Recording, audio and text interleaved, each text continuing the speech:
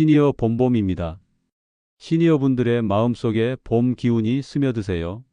지금 당신이 매일 사용하는 전기밥솥이 가족의 건강을 위협하고 있다면 어떨까요? 매일 맛있는 밥을 위해 사용하는 전기밥솥, 하지만 잘못된 사용법으로 인해 우리 몸에 독성 물질이 쌓이고 있을 수도 있습니다.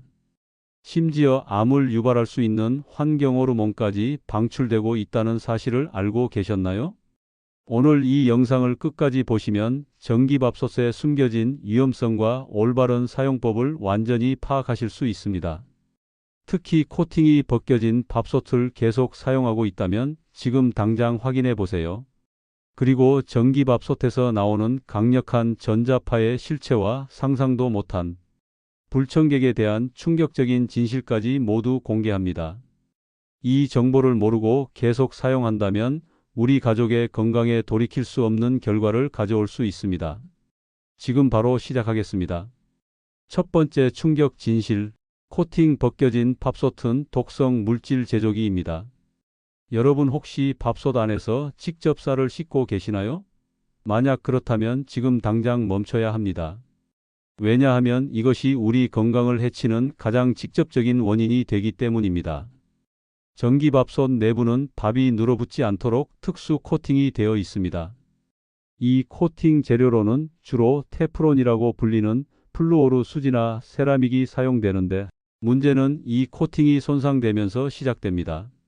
쌀을 씻을 때 쌀알들이 밥솥 바닥과 벽면을 계속 긁게 됩니다. 육안으로는 보이지 않지만 미세한 스크래치가 생기면서 코팅층이 서서히 손상되는 것이죠. 이렇게 손상된 코팅 아래에는 알루미늄이나 다른 금속 소재가 숨어 있습니다. 더 무서운 건 코팅이 완전히 벗겨지지 않았어도 문제가 된다는 점입니다. 최근 연구 결과에 따르면 고온에서 요리할 때 코팅 재료 자체에서도 환경 호르몬이 방출된다고 합니다. 이런 환경 호르몬은 우리 몸의 호르몬 체계를 교란시켜 각종 질병의 원인이 될 수 있습니다. 실제로 환경부에서 실시한 조사에서는 코팅이 손상된 조리기구에서 중금속 용출량이 기준치를 훨씬 초과하는 경우가 발견되었습니다. 알루미늄의 경우 체내에 축적되면 치매나 신경계 질환을 유발할 수 있다는 연구 결과도 나와 있습니다. 그렇다면 어떻게 해야 할까요? 가장 좋은 방법은 스테인리스 스틸 소재의 밥솥을 사용하는 것입니다. 스테인리스 스틸은 코팅이 필요 없어 이런 위험에서 완전히 자유롭습니다. 밥솥 내부를 확인해 보세요. 반짝반짝 은색 광택이 나면 스테인리스 스틸이고, 검은색이나 어두운 색의 매끄러운 표면이면 코팅된 제품입니다. 하지만 당장 밥솥을 바꿀 수 없다면 올바른 사용법을 지켜야 합니다. 쌀은 반드시 별도의 그릇에서 씻은 후 밥솥에 넣으세요. 밥을 퍼낼 때도 금속 주걱 대신 나무나 플라스틱 주걱을 사용하고, 청소할 때는 부드러운 스펀지만 사용해야 합니다. 거친 수세미나 스크럽은 절대 금물입니다. 만약 코팅이 눈에 보일 정도로 벗겨졌다면 아깝다고 생각하지 말고 즉시 교체하세요.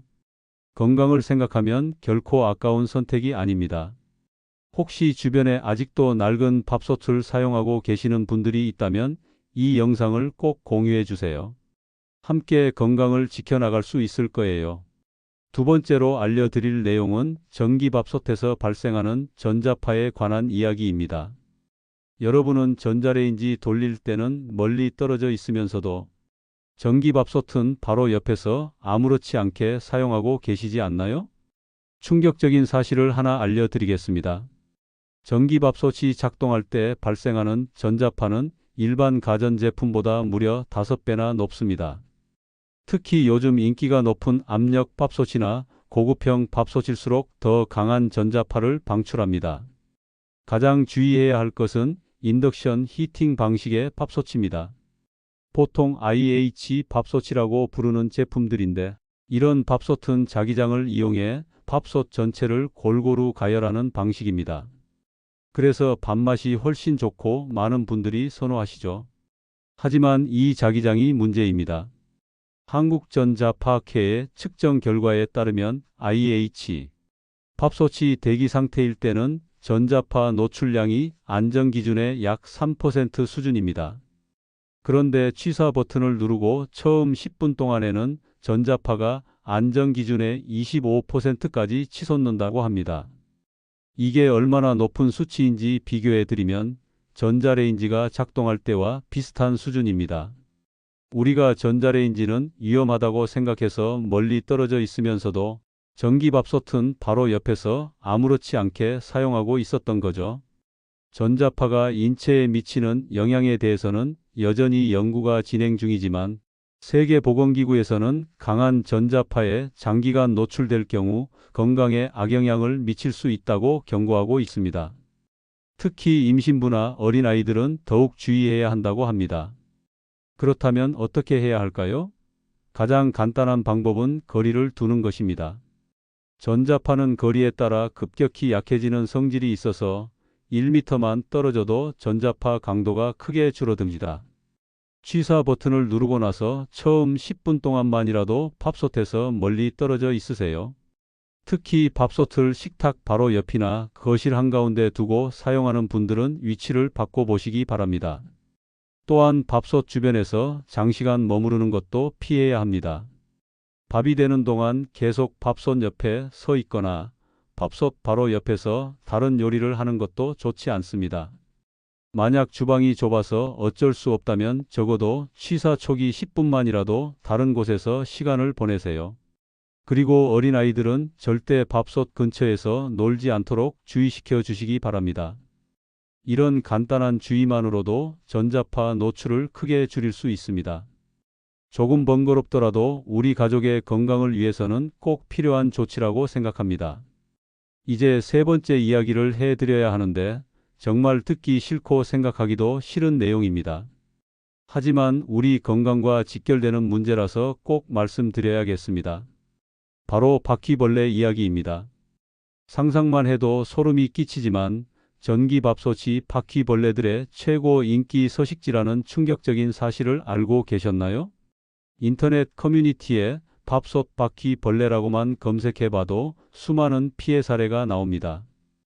밥을 하려고 뚜껑을 열었는데 바퀴벌레가 나왔다거나 밥솥에서 이상한 냄새가 나서 확인해보니 바퀴벌레 사체가 있었다는 끔찍한 이야기들이 수없이 많습니다. 심지어 전기밥솥 사용 설명서에도 이런 내용이 나와 있을 정도입니다. 제품 주의를 항상 청결하게 유지하고 벌레로 인한 고장에 대해서는 별도의 수리비가 발생할 수 있다는 경고 문구 말입니다. 왜 하필 전기밥솥일까요? 해충방역 전문가들의 설명을 들어보니 이유가 있었습니다. 바퀴벌레는 원래 열대지방 곤충으로 따뜻하고 습한 환경을 가장 좋아합니다. 또한 좁은 틈새에 몸을 숨기는 습성이 있고 사람의 눈길이 잘 닿지 않는 곳을 선호합니다.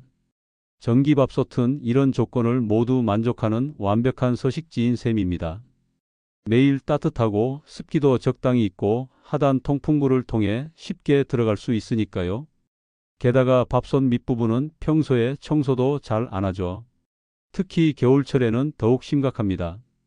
추워진 날씨에 바퀴벌레들이 따뜻한 곳을 찾아 실내로 들어오는데 그 중에서도 전기밥솥이 가장 인기 있는 피난처가 되는 거죠. 제조업체 측에서는 통풍구를 통해 작은 벌레가 들어올 수는 있지만 실제 취사 부분까지는 침투할 수 없는 구조라고 해명하고 있습니다. 하지만 실제 사용자들의 경험담을 보면 꼭 그렇지만은 않은 것 같습니다. 설사 취사 부분까지 들어오지 않는다고 해도 바퀴벌레가 밥솥에서 살고 있다는 것 자체가 충격적이고 역겨운 일입니다. 게다가 바퀴벌레는 각종 세균과 바이러스를 옮기는 매개체이기도 합니다. 그렇다면 어떻게 예방할 수 있을까요? 가장 중요한 것은 청결한 관리입니다. 밥솥 주변을 항상 깨끗이 하고 특히 밥솥 밑부분과 통풍구 주변을 정기적으로 청소해야 합니다. 밥을 한 후에는 밥솥 내부와 외부의 물기를 완전히 제거하세요. 습기가 있으면 바퀴벌레뿐만 아니라 곰팡이나 세균 번식의 원인이 되기도 합니다. 그리고 밥솥을 사용하지 않을 때는 전원을 완전히 차단하고 가능하면 밥솥을 들어 올려서 밑부분도 자주 확인해 보세요. 바퀴벌레의 흔적이 있다면 즉시 방역 조치를 취해야 합니다. 만약 이미 바퀴벌레를 발견했다면 밥솥 전체를 분해 청소하거나 전문 업체에 맡겨서 완전히 소독해야 합니다. 그냥 겉만 닦는다고 해서 해결되는 문제가 아닙니다. 여기서 하나 더 중요한 내용을 추가로 말씀드리겠습니다. 바로 보온 기능에 관한 이야기입니다. 많은 분들이 밥을 한 번 해놓고 하루 종일, 심지어 이틀씩 보온 상태로 두고 드시는 경우가 있습니다. 편리하기는 하지만 이것도 건강에 좋지 않은 습관입니다. 밥을 장시간 보온하면 영양소가 파괴될 뿐만 아니라 세균이 번식할 위험도 높아집니다. 보온 온도가 60도에서 70도 정도인데 이 온도는 세균이 완전히 죽지도 않고 그렇다고 번식이 완전히 억제되지도 않는 애매한 구간입니다. 특히 여름철에는 더욱 위험합니다. 밥솥 내부에 남은 수분과 적절한 온도로 인해 세균이나 곰팡이가 번식하기 좋은 환경이 만들어집니다. 실제로 장시간 보온한 밥에서 식중독균이 검출된 사례도 보고되고 있습니다. 또한 장시간 보온으로 인해 밥의 수분이 증발하면서 밥솥 내부에 수증기가 계속 순환하게 됩니다. 이 과정에서 코팅 손상이 가속화될 수 있고 앞서 말씀드린 유해물질 방출 위험도 높아집니다. 전문가들은 밥을 보온할 경우 최대 6시간을 넘지 않도록 권하고 있습니다. 그 이후에는 냉장 보관하거나 새로 밥을 해 먹는 것이 안전합니다. 만약 도시락을 싸거나 다음날 먹을 밥을 미리 준비해야 한다면 보온보다는 완전히 식힌 후 냉장 보관했다가 필요할 때 전자레인지나 찜기로 데워 먹는 것이 훨씬 안전합니다. 그리고 보온 중에는 절대 밥솥 뚜껑을 자주 열지 마세요. 뚜껑을 열 때마다 온도가 떨어지고 외부 공기와 세균이 들어가면서 오염 위험이 높아집니다. 주변에 혹시 오래된 보온밥을 드시는 분들이 계시다면 이런 위험성에 대해 꼭 알려주세요. 특히 노인분들이나 혼자 사시는 분들은 편의를 위해 이런 실수를 하기 쉽거든요. 마지막으로 간과하기 쉬운 중요한 부분을 하나 더 말씀드리겠습니다. 바로 밥을 할 때 사용하는 물의 품질과 밥솥 청소 방법에 관한 이야기입니다. 많은 분들이 수돗물을 그대로 사용해서 밥을 하시는데 지역에 따라 수돗물에 포함된 염소나 기타 화학 물질이 밥솥 내부 코팅에 영향을 줄 수 있습니다. 특히 경수 지역의 경우 칼슘이나 마그네슘 성분이 밥솥 내부에 침전물을 만들어서 코팅 손상을 가속화시킬 수 있습니다. 가능하면 정수된 물이나 생수를 사용하시는 것을 권해드립니다. 비용이 부담된다면 최소한 수돗물을 하룻밤 정도 받아 두었다가 사용하시면 염소가 어느 정도 날아가서 도움이 됩니다. 청소 방법도 매우 중요합니다. 많은 분들이 설거지할 때 다른 그릇들과 함께 세제로 박박 문지르시는데 이것은 코팅 손상의 가장 큰 원인 중 하나입니다. 올바른 청소 방법을 알려드리겠습니다. 먼저 밥솥이 완전히 식은 후에 미지근한 물에 잠시 불려두세요. 그러면 붙어있던 밥알이나 이물질이 쉽게 떨어집니다. 세제는 중성 세제를 소량만 사용하고 부드러운 스펀지로 살살 닦으세요. 절대 금속, 수세미나 연마제가 들어간 세제는 사용하면 안 됩니다. 청소가 끝나면 깨끗한 물로 여러 번 헹군 후 완전히 말려서 보관하세요. 가끔 식초물이나 베이킹소다로 청소하는 분들도 계시는데 이런 것들도 코팅에 영향을 줄 수 있으니 가능하면 피하시기 바랍니다. 정말 찌든 때가 있을 때만 극소량 사용하시고 사용 후에는 더욱 꼼꼼히 헹궈내야 합니다. 그리고 밥솥 외부도 잊지 마세요. 특히 바닥 부분과 통풍구는 먼지나 이물질이 쌓이기 쉬운 곳입니다. 정기적으로 청소해 주시고 통풍구가 막히지 않도록 주의하세요. 만약 가족 중에 알레르기가 있는 분이나 호흡기가 약한 분이 계시다면 더욱 신경 써서 청소하시기 바랍니다.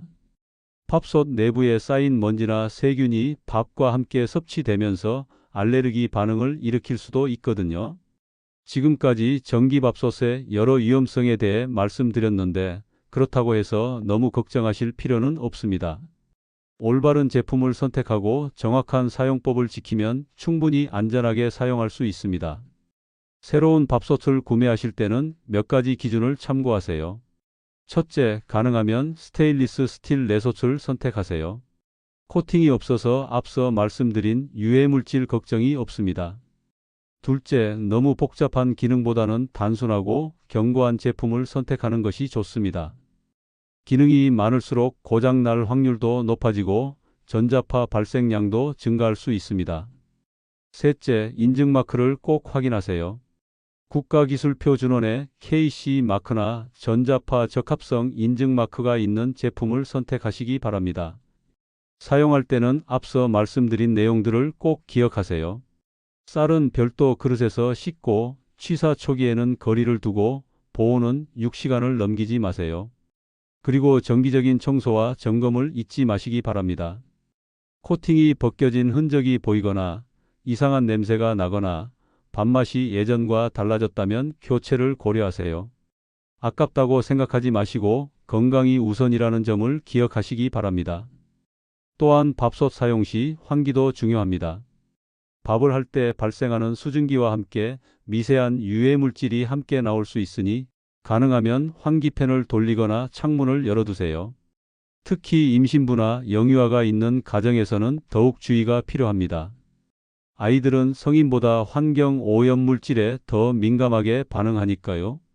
오늘 전기밥솥 사용 시 주의해야 할 5가지 중요한 내용을 모두 말씀드렸습니다.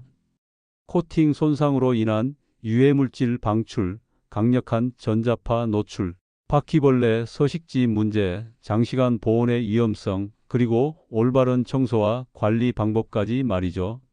처음에는 충격적이고 걱정스러우셨을 수도 있지만 이제 올바른 정보를 알고 계시니까 충분히 예방하고 대처할 수 있으실 거예요. 가장 중요한 것은 이런 사실을 알고 주의하면서 사용하는 것입니다. 우리가 매일 먹는 밥은 우리 몸의 기초가 되는 중요한 음식입니다. 그 밥을 만드는 도구인 전기밥솥도 그만큼 신경 써서 관리해야겠죠. 조금 번거롭더라도 우리와 가족의 건강을 위해서는 꼭 필요한 노력이라고 생각합니다. 만약 주변에 아직도 오래되고 낡은 밥솥을 사용하시는 분들이나 밥솥 관리에 소홀한 분들이 계시다면 오늘 영상을 꼭 공유해 주세요. 함께 건강한 식생활을 만들어가는 것이 중요합니다. 그리고 혹시 더 궁금한 점이나 개인적인 경험이 있으시면 댓글로 남겨주세요. 여러분의 소중한 의견과 경험이 다른 분들에게도 큰 도움이 될 거예요. 앞으로도 우리 생활 속에서 쉽게 놓칠 수 있지만 건강에 중요한 정보들을 계속 찾아서 알려드리겠습니다. 구독과 좋아요, 알림 설정으로 응원해 주시면 더욱 좋은 내용으로 찾아뵐 수 있을 거예요. 오늘도 건강한 하루 보내시고 맛있고 안전한 밥상 차리시기 바랍니다. 감사합니다.